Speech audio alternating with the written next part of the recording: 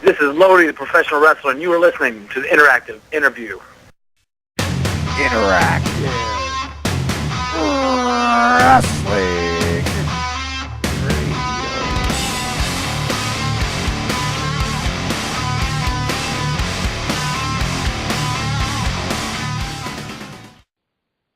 Hello everybody and welcome to another edition of the Interactive Interview on the interactiveinterview.com. As always, courtesy of ProWrestling.com. We're joined here today by Lodi. Lodi, how you doing? Hey, I'm doing great, man. Thanks for having me on. I do appreciate it. We enjoy having you on, but the first question we have for you is one that's been submitted a lot by the fans when we mentioned we were going to have you on, is what have you been up to lately? Recovering from a broken neck. May of 2002, had a cervical disc removed, titanium plate and 4 screws and a bone plug replacing that. Same injury, been lost, went through, same injury, Edge, same typical things, Taz, Stevie Richards, all the guys at one point or another, kind of the commonplace injury. And took about 18 months off and just got back in the ring December of 2003, wrestled my first match Christmas night, and been going strong ever since. So finally getting back into doing everything. LodiRules.com is my website. I'll hit some stuff there, but you know, I'm back.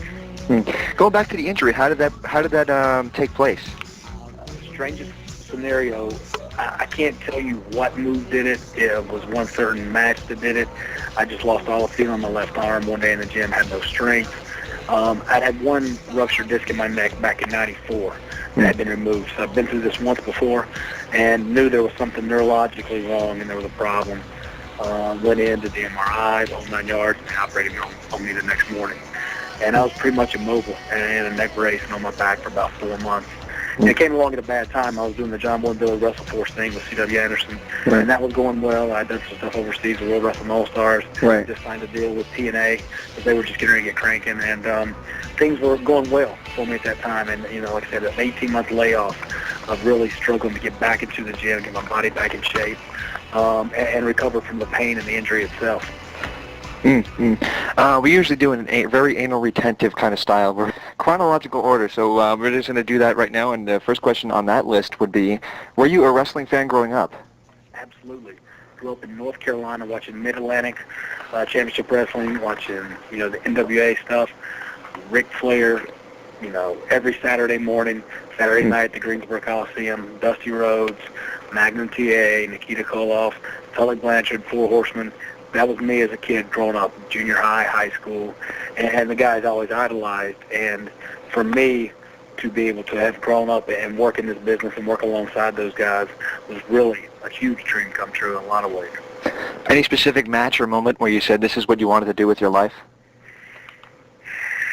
Every single Saturday morning, every show I saw, I'm like, I want to do that. You know, every single time I went to a show at the Greensboro Coliseum and watched those awesome matches those guys put on in the 80s, some of the best wrestling I think I've ever seen for storylines and actual work. And, yeah, I mean, that was always a dream. And then, you know, you go off to college, you get a degree.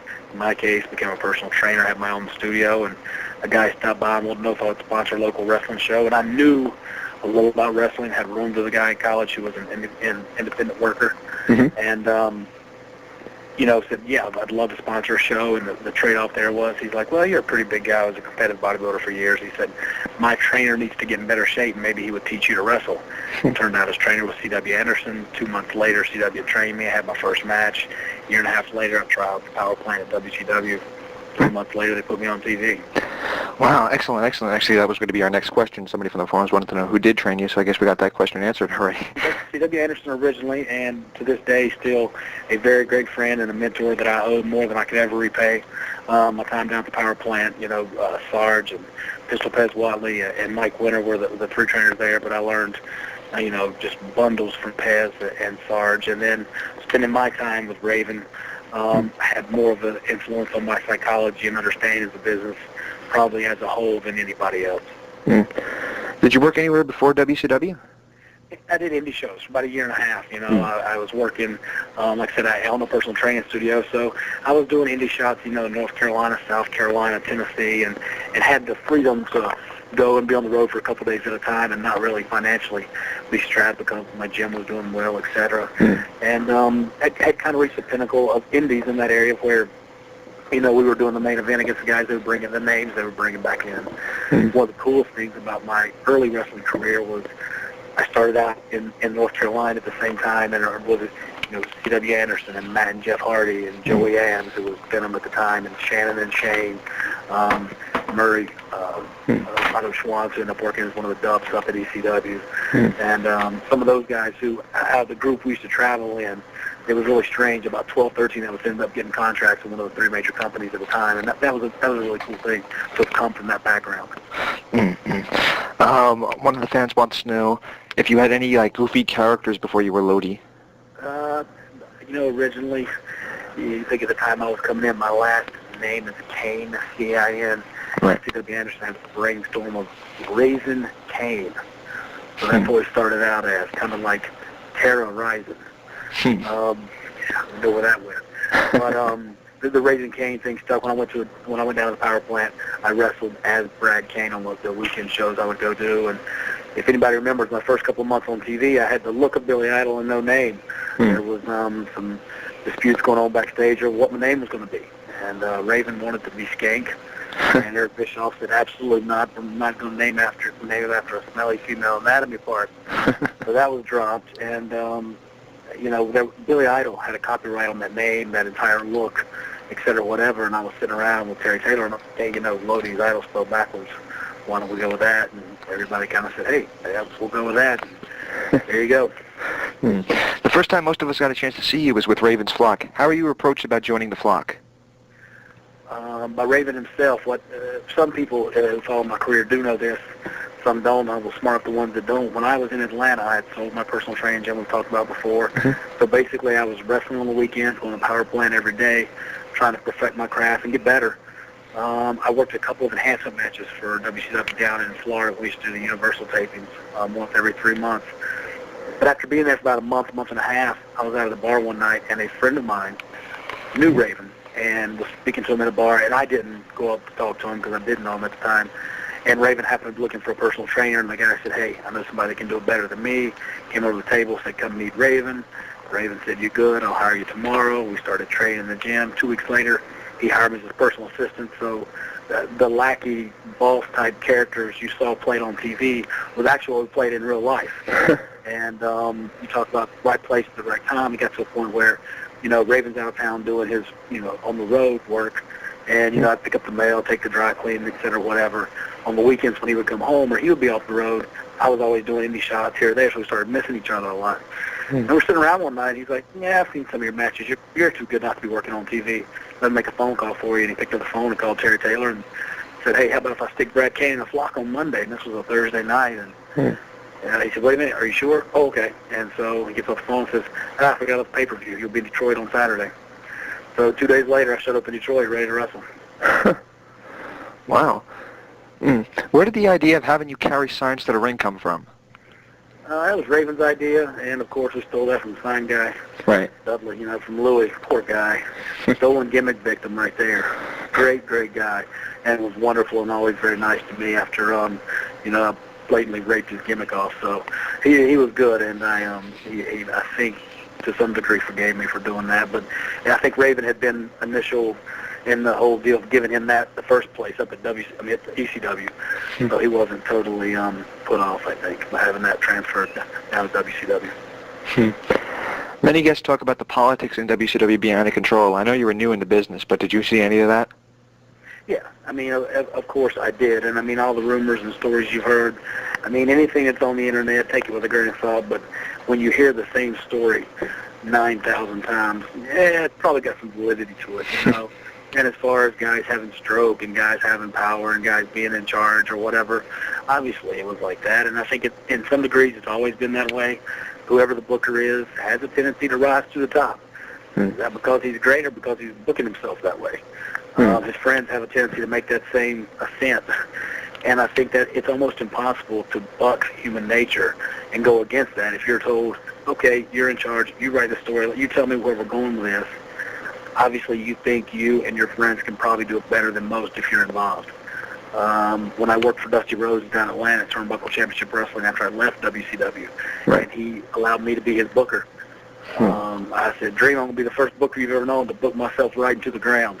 I worked in the first or second match every night, and I worked with the young kids and had a good time taking them out there. And, you know, at that point, I did have more knowledge and more experience than they did, and it was a way for them to get a rub from working with somebody they've been on TV and learn how to perform in front of a crowd, call matches in the ring, and actually go out and work, as opposed to doing this cookie-cutter A, B, C, D, E, F, G match with layout in the back. And I enjoyed it, and Dream would give me a hard time about it. Dream's like, I like all your ideas, but why are you wrestling first or second? Come on down and do something in the main event with us or whatever. And I'm like, let it go, Dream. I'm having a good time. Not to knock the product we're putting out there, but we're in front of 400 or 500 people on Thursday, Friday, Saturday night. We didn't have TV. You know, we're doing some videos and stuff. But, you know, with my character, I go out and get my character over to the extent it's going to get over there. I need to make myself the turnbuckle heavyweight champion or the turnbuckle this or the turnbuckle that, even though they did put a hardcore strap on me for a while. So. Wow. This kind of goes hand in hand with your booking then. I'm going to put this in there, putting this into your booking ideas then. The flock was pretty over for quite some time. Do you feel that they ever held you guys back? Absolutely. If you will go back and you can follow this chronologically and pull the Corral ratings and watch how things were taking place and what was going on. Basically, you've got the flock, a group of bad guys, you know, your bad guy group. Well, there was another fairly popular bad guy group at the time, too, called the NWO. Right. And when you've got Hogan at the top of that, he's going to squelch anything that gives any kind of run to something he's got his finger in or involved in or whatever. And it's, you know, again, go back to that word you used, politics, but he had the stroke to get, you know, basically a limit put on what we were going to get and what level we were going to get. And you got to go back and look, too. It was behind the scenes, there was a limit of all boys that were mid-carders and below knew. There was a group of 12 guys, and anybody that knows wrestling can go back and pick those 12 guys out who were going to work with each other and wasn't going to work with anybody below that group of 12. You know, the Dirty Dozen, that wasn't going to allow anybody above that glass ceiling of being the top of the mid-card. And you saw the frustration set in, and I would be glad to say, at that time, that top of that mid-card, well, there's the top of the WWE now. You've got Eddie Guerrero and Chris Benoit, two of the most held-back guys by those Big 12, and look where they are now. So, you know, there is a God somewhere. Absolutely, and I think most of us agree with that completely. When the flock ended at Fullborough 1998, did you think it was time for the flock to disband, or was that something that you guys were thinking, why are they doing this to us? Because Raven had some political pull himself, you know, we had an idea of what was going on and before it happened or when it was going to go on and that kind of thing. I think there were a million ways we could have ran with that and made it last longer, been better, been as good. They let my character kind of drag out for a little while with the flock angle and trying to get back with Raven, which, you know, made more sense than any of the other guys who were, you know, character-wise, obviously held back by the Raven character, but mine was only, you know, to embellish his. Right. So it made sense for my character to continue to follow him, et cetera, whatever. But once they got rid of that whole thing and kind of let Raven go on his own, you know, his started to fall a little bit, and, you know, the other guys, you know, were average to not getting a lot done. So, you know, Kidman went on to have some success, and then, of course, Saturn left to go on to WWE, but the rest of the guys kind of floundered. We usually do word associations towards the end of the show, but I'm going to throw them at you here. Just their flock members. Flock members one at a time. If you have any funny stories or anything you want to share, it doesn't have to be word-on-word answers, basically, what I'm trying to say. Cool. First name on the list is Van Hammer. Good old Van Hammer. I can't think of Van Hammer without first thinking back to a video of when he was Van Hammer, coming out with his guitar and being totally offbeat, clapping. Van Hammer and I roomed together some on the road. Obviously, when you're flock members and you're doing all the same shows, you end up being together a lot and trading off rooms and that kind of thing. And Mark and I got along great, and he used to come down and stay with me in Atlanta at times, and I miss him and was a very good friend. Had some of my better matches, surprisingly, with Hammer. Sometimes, and you know, people will knock Hammer's work for whatever reason it is. He's a big guy, but he worked like a smaller guy at times. He didn't really come across as a powerful type worker, which he probably should have for his size. But the several matches we had clipped real well, and sometimes you get in the ring with somebody and your body types, your athletic ability, whatever the case may be, everything flows well. And he and I had several matches on Saturday night, some on Nitro, that were some of my favorites, just because of the way they flowed and the way he worked with me. How about Sick Boy? My first partner on the road when I wasn't with Raven or Saturn, it was always Sick Boy. and misunderstood would be a good one-word deal for him. A little shy, not ready for the fame that was allowed him, and just really lost in some ways of wanting to be a star on his own before doing something like the Flock. And I think everybody's guilty of that in the beginning. Raven always told me, the push will go to your head when you're a young kid. And, you know, for all of us at that age that had never had the TV exposure, it wasn't something that we thought we didn't deserve. It was what we thought we deserved and more. You know, when you walk out in front of 40,000 people and they're all chanting, Lodi sucks, all you can think is, I'm doing something right. I'm over. Right. You can't help but to think that because you want that reaction when you're getting it, you know, and sometimes you're thrust into a spot or a character or a position where, you know, you may or may not deserve that because you haven't paid your dues. And that's one thing Raven and Saturn really tried to instill in me. And we butted heads a lot on the road over that because of the notoriety and the reaction I was getting from the fans so early in my career. You think 2 years to the first weekend I learned to take a bump, I did my first major pay-per-view. Some guys work 8, 10 years for them to get on TV. Some guys never make it to TV. I was very lucky and very blessed, and I am very thankful for everything I was given. What happened to Sick Boy? Is he still around or what? I don't know. The last time I spoke to Sick Boy, he had bought a house in Atlanta with a new wife and was looking to get out of the wrestling business, and that's been years ago. So he and I have fallen out of touch, and I really haven't heard anything either way. An athletic individual, played football in college, and he stuck with it. Definitely could have been something. I just don't know that if upstairs he had everything it took to withstand the rigors and playing the politics and shaking that right hands and being quiet when you need to be quiet and speaking up when you need to speak up, that type of backstage demeanor.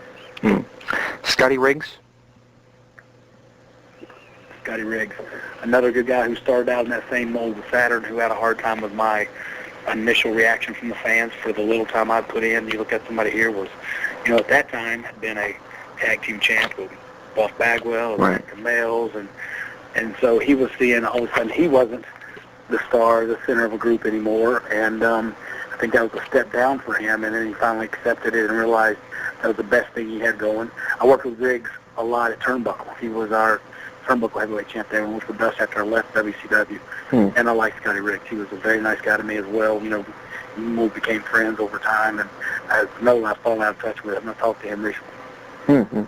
Billy Kidman? One of the top 5 funniest guys I've ever met all time in my life. You know, funny stories. I can't give you enough funny stories on Kidman, and Kidman's funny without trying to be funny. He just is, and it's probably the funniest thing I've ever seen him do that I will never forget is he runs with Disco a lot on the road. Right. And there were constant fights after the shows, and Kidman would go maybe 60, 70% and really, you know, punch and kick Disco, and Disco's such a girl, he wouldn't fight back. And one night, I'll never forget, we were like a Residence Inn suite. You know, it was Alex Wright and Disco and Kidman beat Disco up so bad he stuffed him into a fold-out couch, folded it back up with Disco in it, and was jumping up and down on top of it like a little kid. It was the greatest thing ever. You know, we got Disco shut up and folded him up inside our fold-out couch. Yeah. You mentioned him a lot before, but how about Perry Saturn? Perry Saturn, a great athlete, great look, great work. Just, I don't know what with his tenure at WWE. I wasn't there. Can't speak on that very much. I can't talk a whole lot about the end of WCW when they left to go up there.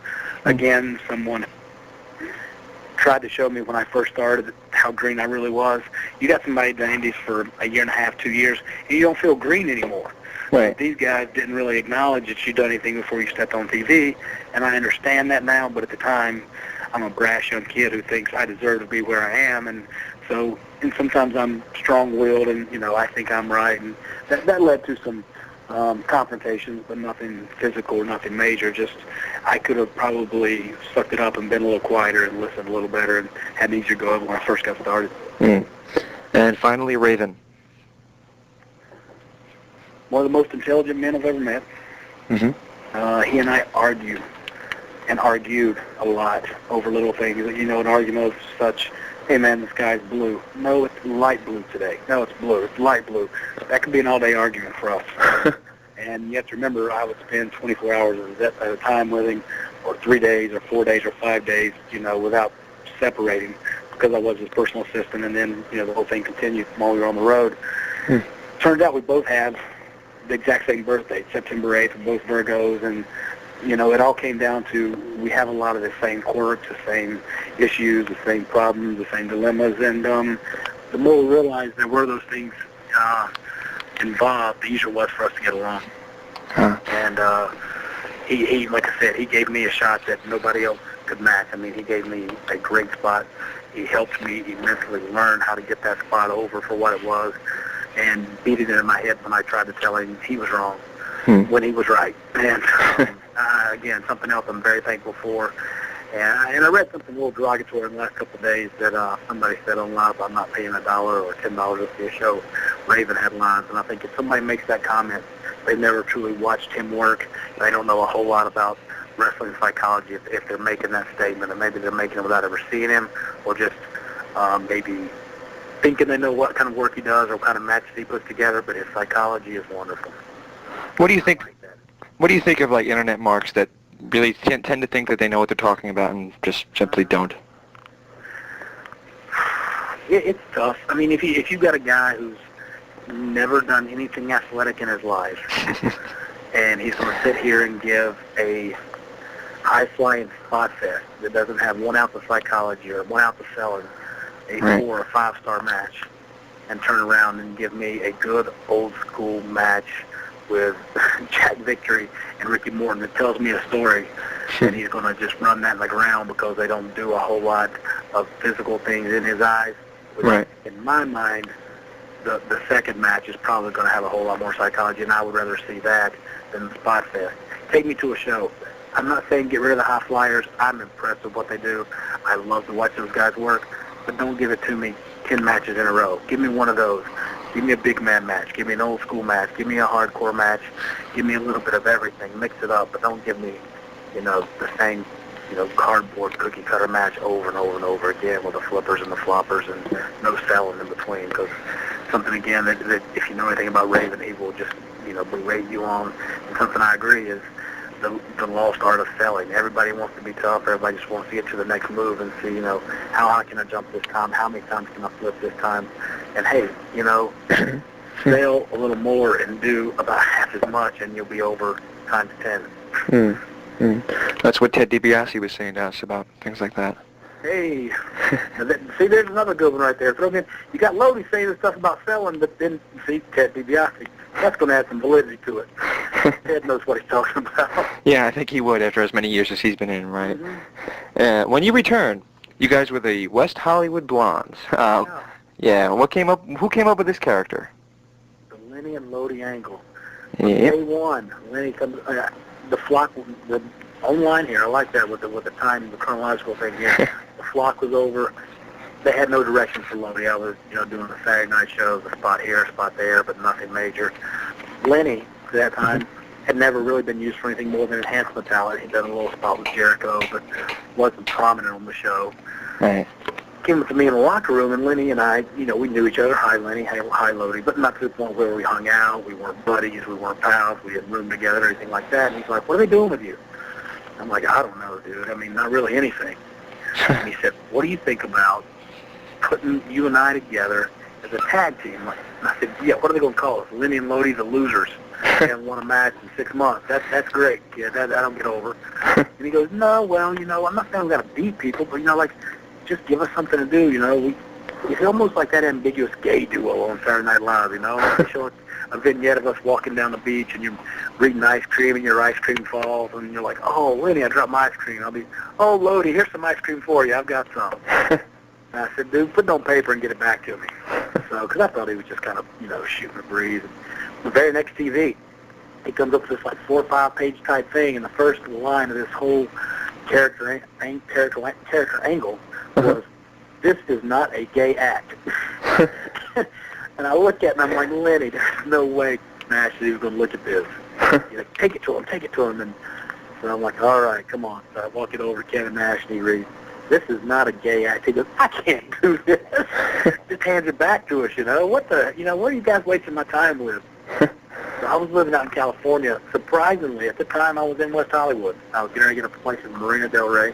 Uh-huh. I spent about 3 months in West Hollywood, and I'm out there, and I was working on my acting skills and hoping to get a couple of shots, maybe do some TV, whatever the case may be. And I'm at a meeting with my manager. I get a phone call from Ross Foreman, the magazine editor who'd been sitting on from the booking meeting. Right. And good friends with Kevin Nash. Right. He said, get out of your meeting. You're going to get a phone call from Kevin in about 5 minutes. You need to pack your stuff. You got to be at Nitro tomorrow. Or maybe Thunder. I can't remember which one. I'm like, what? He said, just trust me. Took the phone, told the manager, I'm like, I think I need to go. And the phone started ringing. You know, it's Kevin. He's like, hey, pack up your stuff. You know, that thing you talked about, we're going to do it. So there you go. The birth of the West Hollywood Blondes. Were you guys surprised at how, I don't know what the phrase would be, probably pissed off Ted Turner's organization was over it? I wasn't so pissed over Ted Turner's organization's response. I was pissed over GLAAD's response, the group that got us kicked off TV, the Gay and Lesbians Against Defamation. Wow. And the reason I was pissed by their actions, they made several allegations, and these were all listed in USA Today, the Pittsburgh paper, we were in the Washington Post, the New York paper. I mean, we made some big headlines for two mid-card guys. And GLAAD's biggest complaint was, WCW was showing over and over again this show where Lenny and Lodi got beat up. Well, we have an ongoing show, so we're not showing the same show over and over, first of all. Right. Second of all, and I've got this is on my refrigerator as we speak. Wow. That Lenny, you keep that up for a reminder, that Lenny was announced to the crowd along with his gay homosexual tag team partner, Lodi. Is that true? No, I was never announced as his gay homosexual tag team partner. We were brothers in the storyline. Right. At the end. But, you know, those words were never used on TV. Right. You know, and so then the final thing, and there were several more, but the other thing that got me the most hot, this is 1999, GLAAD said what they would have liked or had preferred for an established character that's already been around to come out of the closet and say, hey, I'm gay. Well, let's look at Lenny Lane and Lodi. I've been around since 1997, and so had Lenny. Right. We weren't two brand new characters who they just threw on TV. I had a following. I had a website that was getting hundreds of hits every day from the flock. I mean, people knew who I was. Right. You know, so that was the thing. And then when they pressured AOL Time Warner, they caved and kicked us off TV and just kowtowed down to whatever, you know, the guys wanted to appease them to avoid the fiasco. And I was kind of like, you know, you didn't mind us going out there doing it, but yet when you get a little bit of flack for it, you immediately don't back us up, and you send us home for 6 months. Do you think they should have gone to bat for you guys? I would have liked to have seen them at least try. Right. There was nothing. It was an immediate, you guys are done. And, you know, don't worry, we'll sit home and pay you, and we'll come up with something new for you. And for 6 months, every idea they came up with got shot down by creative control, that it was too risque, that it was too whatever. And they would not let us out of our contracts to go work for Vince.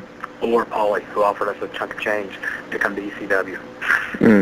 He was going to match my contract and give Lenny a nice break as well. And they would not let us out of our contract. Promised that we were the future of the company. That's straight out of J.J. Dillon's mouth. Wow. And shortly after the Russo takeover, and they put us back on in that stupid suit outfit with Stacy Keibler, and lied to us about everything that they said they were going to do. We were shortly released. Right. So that was frustrating. Do you feel that the West Hollywood Blondes gimmick at all inspired the Billy and Chuck characters? A blatant ripoff, yes, absolutely. You know, down to, you know, the intertwining of the hands when they were eating the candy like Lenny got to do with the blow pops. I think it was a direct ripoff of, you know, our characters, but the only problem was Billy and Chuck couldn't act. Right. You know, and that's the problem. If you've got a character like that or something you have to portray to the fans, you can't go out there and act like you're in on the joke. It's not going to get over. You got to go out and do it. Right. And one of my favorite lines, coming back from the show one night, comes to the curtain, and Arn Anderson's standing there, and he's shaking his head. He goes, You boys do that better than anybody I know. But you can't tell me that one of you didn't end up on the wrong end of a blowjob at some point. And that was a big spot. But, the thing was, it worked. And I can say it worked because I've seen the quarter hours we were on, and I've seen what the rest of the show was doing. And it wasn't just chance that we were doing 4 5s and 4 6s, and Hulk Hogan was doing 1 5s and 1 2s with Eric Bischoff. Right. The numbers don't lie. Absolutely. We were set to get the Halloween Havoc. There was a mystery tag team being built up at Halloween Havoc that year at 99. It was going to be Lenny and I getting the belts from Harlem Heat. And we got kicked off Heat before we could do that, and they had to drop them to the Outsiders. Huh. I was going to ask you a question. Why didn't Glow go after the WWE when they did the Billy and Chuck? And they got you marriages and everything? I don't know. I know. GLAAD. Sorry about that. Well, there was a thing there where they had established characters. That was something GLAAD was big on. They wanted 2 guys that had already been on the show. And I think there was a fallout at the end when they came out and decided they were not gay, and they kind of played a joke on everybody. But kind of like the egg was on GLAAD's face. Then what are they going to complain about? Right. I think they had kowtowed to GLAAD and expected to really pull this thing off and let them be gay characters. And I think they kind of swerved them and did a 180 at the end and made them straight characters. And then what's GLAAD going to complain about? Well, you promised us you were going to do this. Well, this is wrestling. We changed our mind. You mentioned it briefly, but memories of being standards and practices with Stacy Keibler? Yeah. Oh, memories. Memories that she was absolutely lost when it came to wrestling. As far as the moves, as far as her spot and the things she needs to do. Very, very green, and that frustrated Lenny and I more than anything else. I'll give you one example. We're in a match with Johnny the Bull and Vito. Right. Stacy's cue is to come down on the suplex and start dancing. The suplex that she was supposed to come down on is going to be late in the match. Here in the beginning of the heat, which is early in the match, right. Somebody gets body slammed, and here comes Stacy to dance. She's our go-home spot. So everything's all messed up. And this happened on more than one occasion. And it got to the point where I was just like, Arn, road agents, somebody teach her, tell her, or just take her away. She's beautiful to look at, but she's just screwing things up. And let's say now, did Lodi make a good decision or Lodi make a bad decision? Let's see what Stacy's doing, and let's see what Lodi's doing. I mean, I can admit my mistakes. Maybe I should have worked with her myself to get her to the point where she was good. I just thought that it was impossible.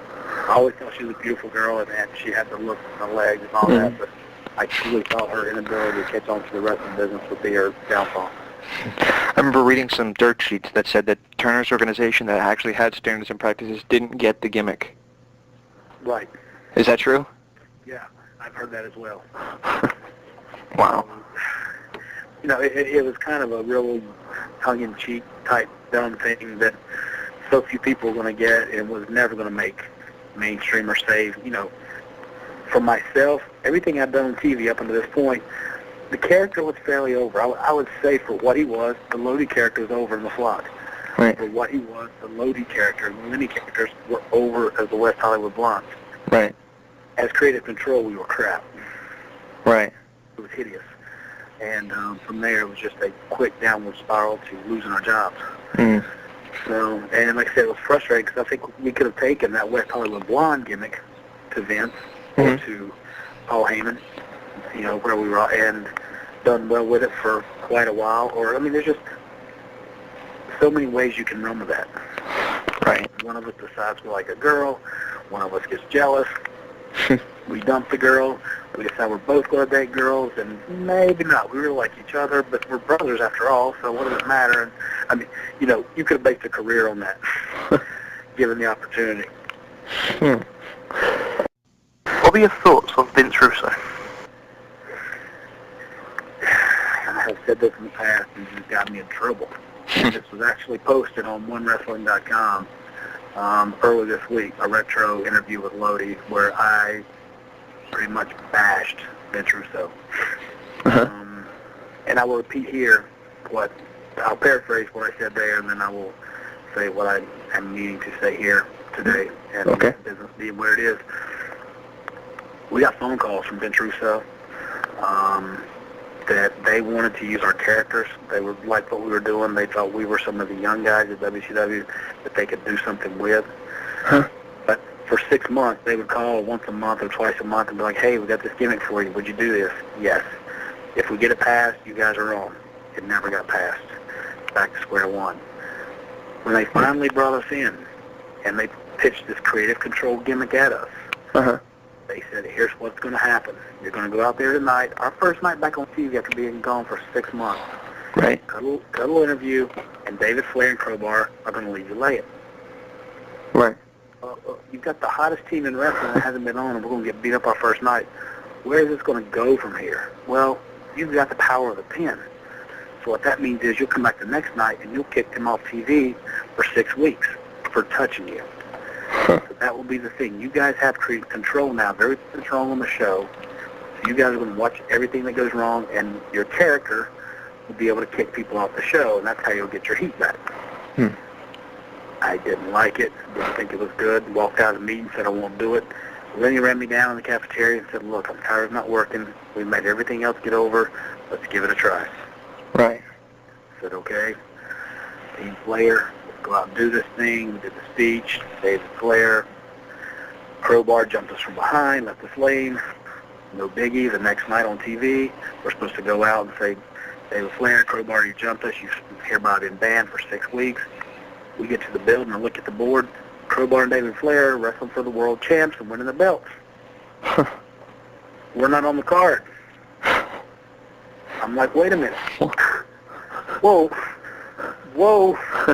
I was promised yesterday that I get to kick him off, and now they're wrestling for the tag team belts, and what's going to happen here? Well, yeah, you're not going to be able to really kick them off because they're getting the belts, but you're going to get beat up by Mike Rotunda and Kevin Sullivan, and you'll be able to kick them off the next show.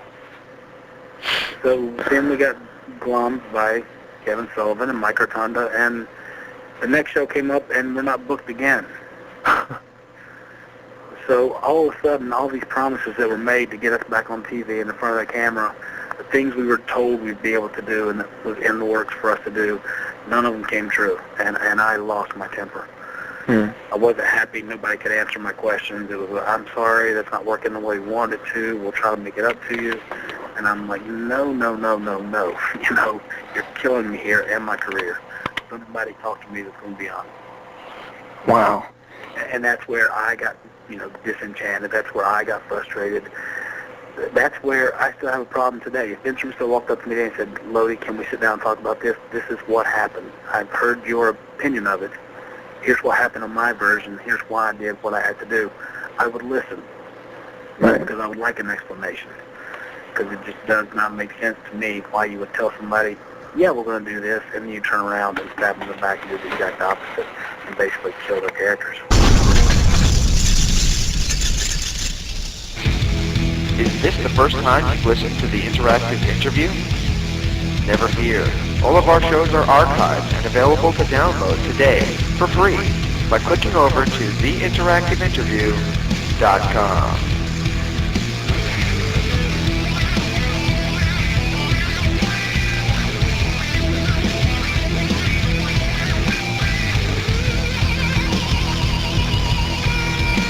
The Interactive Interview. Finally, a wrestling audio show for the fans. You guys went through a list of name changes, especially you. You became Rave, then you became Idol. What was going on with that? Well, they brought us back, creative control. They didn't have names for us. All of a sudden, like, we can't be Lodi. We had to change everything. Nobody said I couldn't be Lodi. You changed my look. You cut my hair. You dyed Lenny's hair. What do you mean we've got to change? So the first thing was, we'll just change it to Lodi, Idol, right. Lodi backwards, and they'll let Lenny just be Lane. That's his last name. And the amazing thing was, we can't do Idol because Billy Idol's got a copyright on that look. Well, you got a copyright on the look, but I'm wearing a suit and got blonde hair. I don't look like Billy Idol anymore. I'm not running around in, black leather pants and a glove. So what's the problem? I'm walking out one night and they're like, we'll give you a different name. Kevin Sullivan's like, what's your real name, kid? And I'm like, Brad Kane. He goes, let's go with Brad Kane. I'm like, use my real name. I don't care. They're like, need something different. And I said, what about Raven? I said, Rave? What's he got? And they're like, Rave. Yeah, we'll name you Rave like Raven. So, yeah, so that went out. And this is all, now that whole situation transpired while I'm standing in the tunnel getting ready to walk out and have a wrestling match. So I guess everything was getting disorganized backstage? Oh, yeah. Oh, yeah. Oh, yeah. One story I will tell that I love to tell because it was a good demonstration of how far downhill things went towards the end. We had to be at the building for live TV. 2 o'clock. The show started at 8 live. 8 million people, however many. We showed up at 2 o'clock. Typically, in the beginning, 2:30 at the latest, there was a board up. The racer board up. First match, Kidney versus Hoovy. Second match, Stick Boy versus whoever. Third match, you know, you go on down. You got the matches listed on the board by 2:30. Right. As things became more disorganized, 3 o'clock, 4 o'clock, 5 o'clock, the board's still not up. You know, and you're thinking, we're not playing a show here. Right. It's nice to know if I'm working, who I'm working with, what kind of finish I need to come up with. Right. One night, it is 7:45, East Coast Standard Time. We're somewhere up north. We go live in 15 minutes. Arn Anderson, road agent, walks into the locker room. Everybody get dressed. We don't know who the hell's working, but everybody get dressed. We'll let you know in a minute. And all the boys just sit around looking like, freaking kidding me here. With 15 minutes, we got 10 million people waiting for a wrestling show, and we ain't got one match. So the night you sat there and not knowing some of this stuff, and could sit there and think that it was a halfway put together, decent, you know, semblance of a show. You only knew what was going on backstage, brother. Wow. Wow. Next question. In addition to WCW Live, Lenny Lane went on there, and they were just, it's a show pretty much like ours. I'm sure you know what it is. They had Jeremy Borash and Bob Ryder doing an interview with Lenny Lane, and they thought they were going to bring Lenny Lane on and talk about, with the positive spin, about the future of Lenny Lane's character. Pretty much he just was counting down the days till he was leaving until they ended the interview and pretty much had egg all over their face. First, would you basically agree with what he was saying, that he could not wait to get released? I know he wanted his release really bad. I know the strangest thing, I got mine when he got hurt. It was weird. We started doing our stuff. Lenny hurt his knee. You know, the doctor tells Lenny it's going to be probably 8 weeks for your knee's better. We're in Canada, we're not in Canada, we're in Colorado, and I told the guys, I'm like, Lenny's out for 8 weeks. What do you want me to do? Like, well, why you sit at home? Why don't you just sit at home? You know, we'll bring you both back together. I'm like, well, I can come do the shows. I can do what we can make it work. I don't really want to sit at home again. And they were like, you know, no, we'll just take care of it. And then Lenny and I, of course, staying in touch. And Lenny's like, hey, man, they're going to release me in a week. I'll be back in a week. You know, back in 5 days, whatever the case was. Lenny calls. I'm ready to go back to work. And I get a call from Brad Siegel apologizing that they can no longer afford to pay me my exorbitant salary. They're going to have to let me go. My knee wasn't bad. I've been sitting here wanting to wrestle. You know, I'll take a pay cut. I'm just, you know, work with me here. This has kind of been blindsided, you know. Wow. And it was one of those frustrating things where there were, you know, 6 months early we were begging to get out of our contract because we were wanted by other companies, and they wouldn't let us go by telling us, no, you're the future of this company. And in retrospect, you know, we're just somebody that's going to get fired. The bad thing about getting fired late, WCW and ECW had already picked up everybody they needed. There were no spots left to go fill. So we got kind of left out in the cold. When you called, did you make any phone calls when you got released? Yeah, I did. I had talked to, you know, when we were first on the block, Matt Hardy had called me from WWE, and he's like, if you can get out of your contract, you know, you guys got a job up here, Jim Ross wants to use you. We couldn't get out of a contract. And then same thing, I just spoke directly with Paul Heyman, and Paul was like, you know, if we can help you get out of your contract, I can offer you this, this, and this. We're working a lot less. And I'm like, Lenny, let's do this. And we really couldn't get out of our contract. WWE was promising to take care of us. And, you know, in retrospect, maybe we should have done something different. You know, maybe we should have looked at Paulie. Maybe we should have worked harder to get out of our contract and go to Vince, and I mean, who knows? That's just it would have been a totally different ballgame because they've been changing everything up. But there was a time there where we kind of believed they were going to make things right at WCW and everything was going to be okay. And just didn't expect to be left out to dry like that we were at the end. How did you learn of the sale of WCW? How did I find out about this? Yeah. Probably online or through a phone call, I'm sure. I don't remember right off. I do think I found it online. Were you surprised to read it or no? At that point, when I knew the price was going down and whatever, I mean, it's, it's one of those, you never say never in this business, and just like, sometimes truth is stranger than fiction, and truth can be stranger than wrestling all the time. Right. You you mentioned that you were booking for Turnbuckle Championship Wrestling. Thoughts of working for Dusty? Yeah. Loved it. Learned more from him in a shorter amount of time than I probably have from anybody else. In a lot of ways. I put over Raven huge in the beginning. I put over C.W. Anderson, my mentor, but I had to throw Dusty up there. And reason being, I spent 3 or 4 hours a morning, Monday through Friday, in Dream's office there at Turnbuckle Towers down in Atlanta, going over the old things he did, the way he booked things, the way he thought the business was going to go, and listening to my ideas and what I thought would work, and just actually booking shows and booking towns, and then going in and training the kids that he had practicing there. And we had a good little group of guys there. Sonny Scotty was there working every day, Jason Sugarman, Ivan's boys, the Palm Beach boys. Some of the guys from Atlanta would come in and roll around. Paige would come and drop by once or twice a week. Canyon was there. So we had some guys, and Johnny the Bull was there regularly. Some guys that get in the ring and go. And we got in there and put on some really good matches and had some fun. And that I enjoyed, increasing my work rate that way and taking that and, living down the Dream and actually booking these guys and the angles and long-term, and long-running storylines. Whatever happened to Turnbuckle Championship Wrestling? I know it sounds so stupid, but I never really kept up, and I wish I had.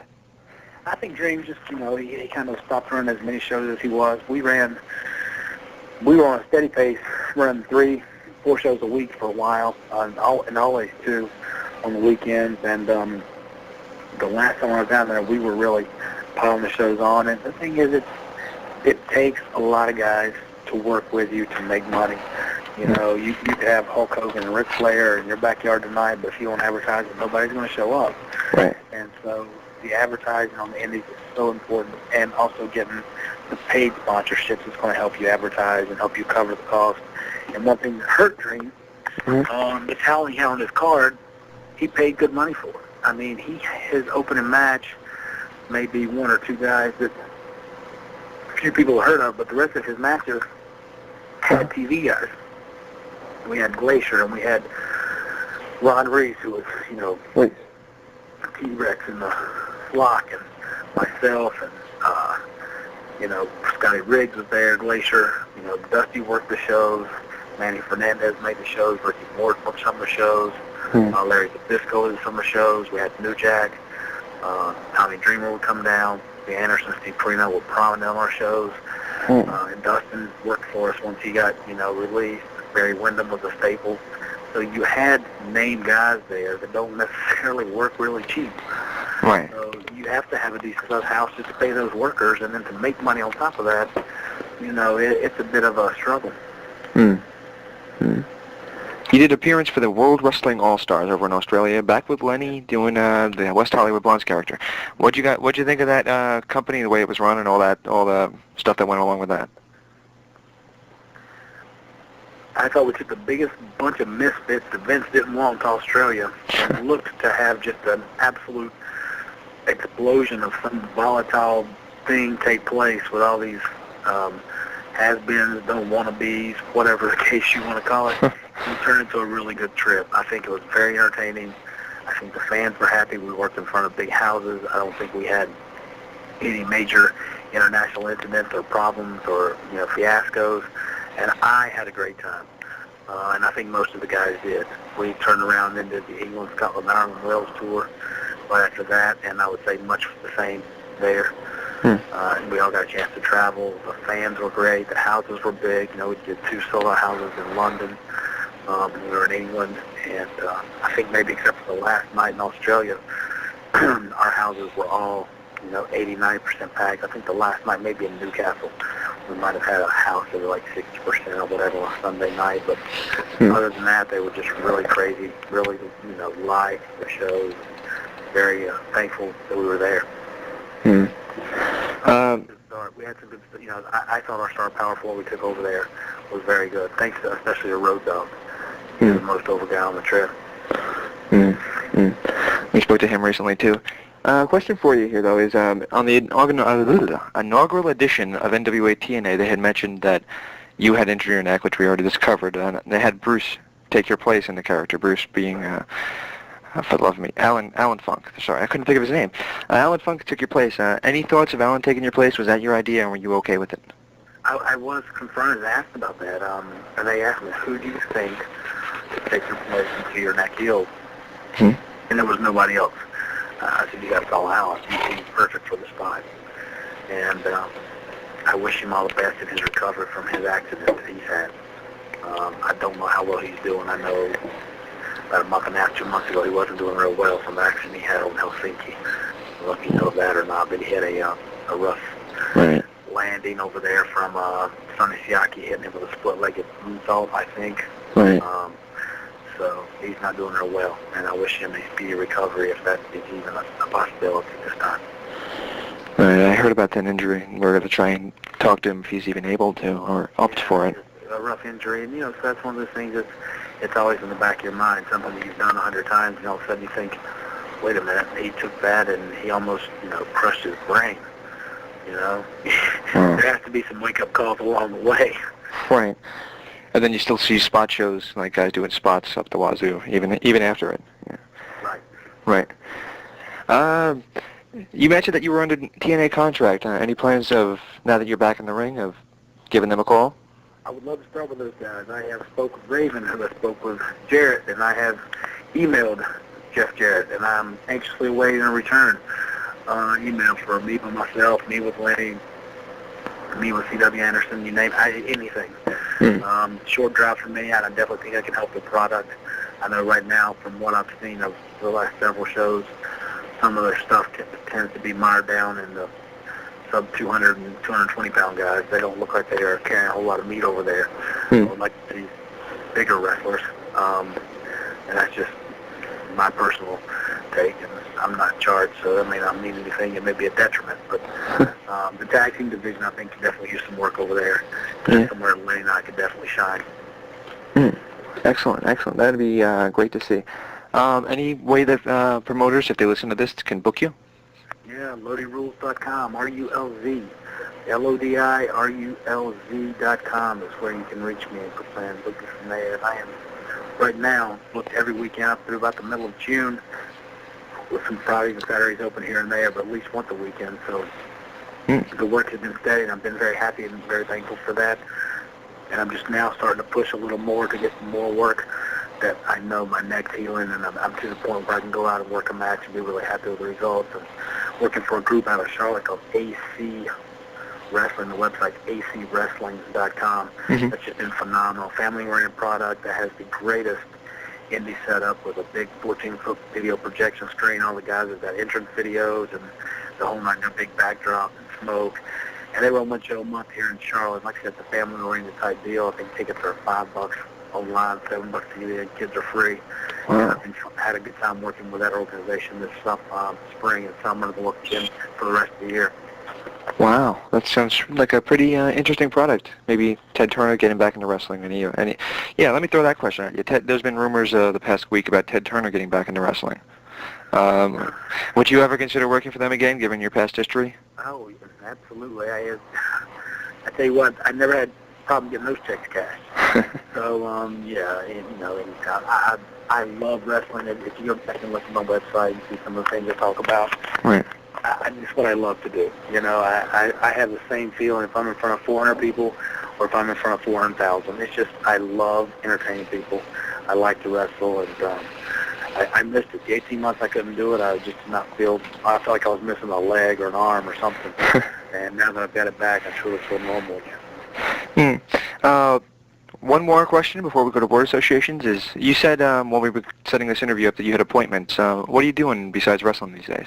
I opened a personal training business back up, so I spend time in the gym. I've got about 10 to 12 personal training clients who, you know, lucky for me, I'm a morning person. They all love to train early in the morning. I get cranked in around 4:30, 5 o'clock, and I'm 9:30, 10 o'clock, got them all knocked out, and I'm done. So I knock out my personal training clients in the morning, get my own workout knocked out, and then on Tuesday nights, I work at a training center, training kids how to wrestle.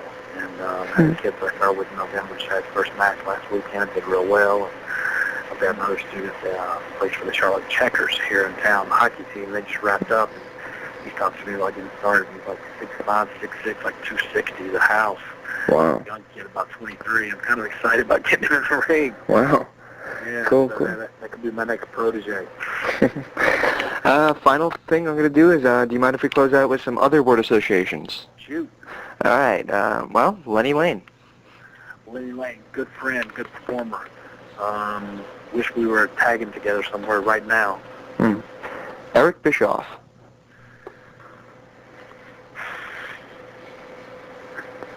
Smart but self-centered. Kevin Nash. Funny, compassionate, good guy, friend. Hulk Hogan. Very good at what he does. Chris Jericho. An underrated performer. Ric Flair.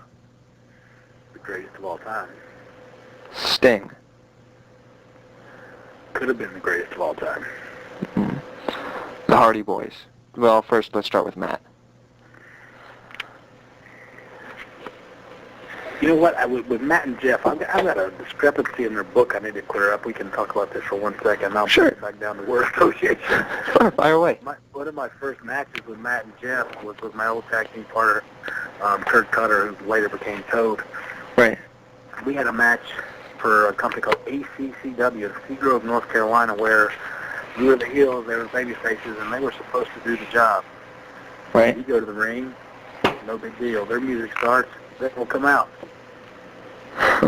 No big deal. Their music starts, they don't come out. I'm standing in the ring thinking, what's going on here? Their music starts, they finally come out.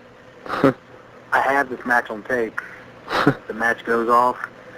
Without a hitch, we cheat, we pin Jeff, and we win. Or Matt, one or the other. And one of the moves, Jeff hits an absolutely ridiculously sick moonsault off the top, out to the floor, no mats, and lands. You know, my partner and I catch him. It's one of the things, we've never worked together before. You talk about a level of trust there. If we're not standing where we're supposed to be standing, he breaks his neck. You know, in Seagrove, North Carolina, his career's done. Right. He does the move, we catch him, the match goes on, yada, yada, yada, it's over. And I was told in Matt's book, which I have not read yet, that they did not want to do the job to us that night. They felt like they shouldn't do the job to us that night. So this is before this pre-power plant, pre-Lodi. And they came out and shot on us the whole time and beat us up. And I will let anybody that wants to watch this tape and ask me if they think it's a fight or if it's a work. And if they were fighting or shooting, Matt and Jeff, known you guys for a long time, if that was the case and you guys were fighting, don't ever fight again because you're horrible. You know, you better throw a working punch because your real punches suck. But, you know, spent a lot of time with those guys, and I wish him nothing but the best. I would like to see Jeff return and get his life straightened out to where he wants to be straightened out to where he's happy. Chris Kanyon? Chris, great talent who has helped me immensely with a lot of things, the moves, the psychology, to just being a good friend, and someone I miss seeing since I'm not, well, he's not even alive anymore, but when I was there and he was there, we saw each other a lot. Spent time at, I don't know if you've ever heard of Club Canyon, but he had an absolute spread where his house had about 14 TVs, a volleyball court, a pool out back, and all the boys loved spending time over there on the weekends, and it was a great environment. So one thing I always remember and always miss is he was a great host. Club Canyon is sorely missed. J.J. Dillon. J.J. was a company man, you know. J.J. was, you know, a company man, the boss, who wanted things run a certain way, but J.J. Dillon made me the happiest, I think, at one point. probably than anybody else ever did in my entire career. I was initially offered a contract with WCW at $75,000 a year for 2 years. Wow. And you get that put in your lap as a young kid, never worked before, and you're like, yes, I'm getting paid to wrestle. $75,000 a year, I'm happy. And, $75,000 a year to wrestle, I was making more than that in my personal training business, but it was not even the same thing. It was like, it felt 10 times greater. And so I called Raven and run over to Raven's house. I'm like, dude, they offered me a contract. He said, what are they offering? 75 for 2 years, man. It's great. Raven's like, don't sign it. I'm like, what? He's like, don't sign it. I'm like, why? Are you crazy? He's like, just let me take care of it. Don't sign it. And it was probably 2 weeks later. We were in Las Vegas. And J.J. Dillon walked up to me and goes, do you have that old contract? I said, yeah. He said, you need to give it back to me. I've got a new one for you. And he handed me a new 3-year contract at 100, 110, and 125. Wow. Raven had gone and talked to Bischoff for me and gotten me a bump. And it's a pretty substantial chunk of change. Wow, absolutely. So I took Raven shopping and spent $5,000 on shirts for him. But he deserved more. So, yeah. Good guy, and like I said, I thank him for that, and I probably never thank him financially or verbally enough. How about Sid Vicious? Didn't know Sid a whole lot. Sid didn't want a whole lot of comedy in his character, and he had a couple of run-ins with the West Hollywood Blondes where, of course, we were left power-bombed, but he didn't like the idea of power-bombing one of us and the other one bouncing over into a 69 position. And so Lenny told him, he said, well, make sure you powerbomb us both in the same direction, because when I hit, I'm going to flop over. Well, Sid screwed up the direction. He powerbombs Lenny the opposite direction of me, and Lenny flops, and we end up in the 69 position anyway.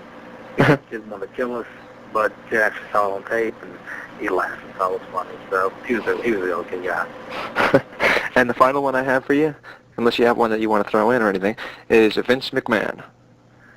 Vince McMahon, it's got to be short because, I personally never met him, but in case anybody in his camp reads this, I think I should get a job WWE based solely on the fact that Vince and I graduated from the same college. We both graduated from East Carolina University. If you can't take care of your alumni, come on, Vince. What are you doing? That's my plug. That's my plug there for the East Carolina Pirates. Okay, cool. So the website is www.lennyrules. Lodi. Whoa, yeah. Whoa. This is stupid, isn't it? www.lodirules. I'll pretend I didn't say that. Lodirules.com. All right, R-U-L-Z it is. Excellent. We can't thank you enough for coming on, and thank you very much, and stay tuned for more from the interactive interview.